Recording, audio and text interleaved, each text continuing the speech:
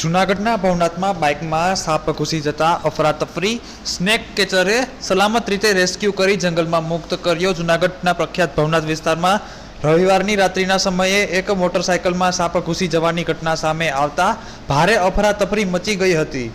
રવિવારની રજાના દિવસે એક પરિવાર ભવનાથ વિસ્તારમાં ફરવા માટે આવ્યો હતો। આ દરમિયાન તેમણે પાર્ક કરેલી બાઇકના આગળના ભાગમાં અચાનક એક સાપ ઘૂસી ગયો હતો। બાઇકમાં સાપ હોવાની જાણ થતાં જ પરિવારજનો સહિત આસપાસના સ્થાનિક લોકોમાં ભારે ભયનો માહોલ ફેલાયો હતો।